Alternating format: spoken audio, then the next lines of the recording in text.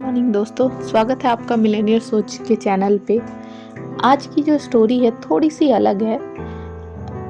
इससे आपको ये पता चलेगा कि सफल होने के लिए अपने काम में डूबना पड़ता है, क्योंकि अगर आप काम में डूबोगे नहीं तो आप उस सफलता को नहीं पा पाओगे। मैंने जितनी भी सफल लोगों की स्टोरी पढ़ी है उसमें एक ही बात निकल कर सामने आई। जानते हैं क्या? वो है काम में डूबना। चलिए एक एक करके आपको उदाहरण बताती हूँ।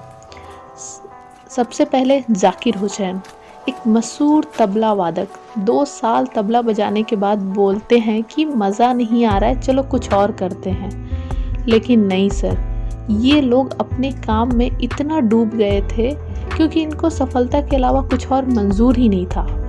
हो सकता है सफलता की कोई और चाबी हो, लेकिन इन्होंने अपने फील्ड में कदम रखा होगा, या फिर जब इनकी शुरुआत थी तब इनको अपने काम के ऊपर कितना भरोसा था? 99%? नहीं सर, पूरा का पूरा 100%, क्योंकि इनको विश्वास था अपने ऊपर। नेक्स्ट एग्जाम्पल है सचिन तेंदुलकर। इनको कितना अपने काम के ऊपर भरोसा था कि उनका करियर क्रिकेट में ही है।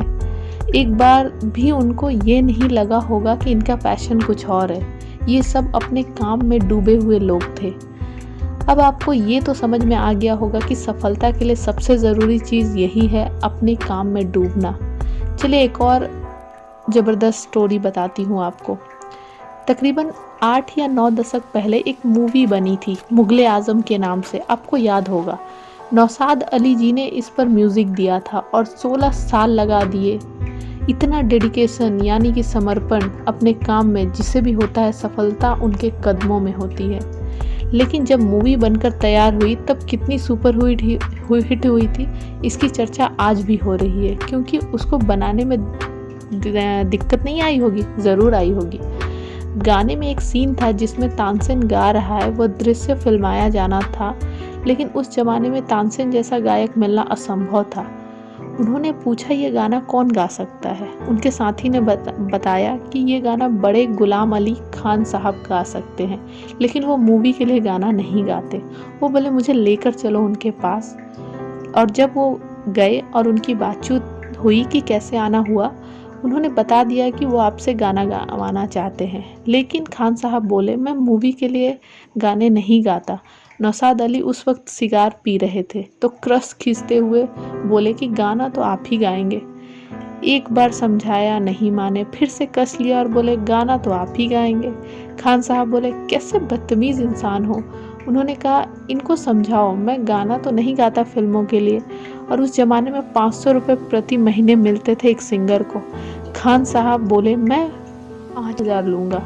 नौशाद अली ने सिगार का कस लेते हुए बोले 10,000 की गड्डी निकाली और देते हुए बोले गाना तो आप ही गाएंगे।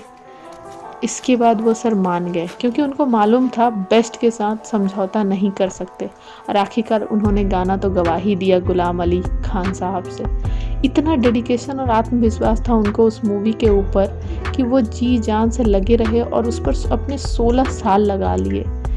और हम कितनी जल्दी हार मान लेते हैं आजकल। इसीलिए कहा जाता है कि मजबूत इच्छा शक्ति से सफल हुआ जा सकता है। ये जितने भी एग्जाम्पल मैंने देखी या आपको बताई, बहुत कुछ सिखाती है। अगर आप सही मायने में सीखना चाहें तो डूब जाएंगे। अगर आपके पास कोई सुझाव है तो हमें कमेंट के माध्यम से ज़रूर बताएं, और अच्छा लगा हो तो अपने दूसरों के साथ भी इसे शेयर कर दें। इसी के साथ इस स्टोरी को सुनने के लिए और अपना कीमती समय देने के लिए आपका दिल से शुक्रिया। और बहुत जल्दी हम एक नए स्टोरी के साथ मिलेंगे, तब तक के लिए धन्यवाद।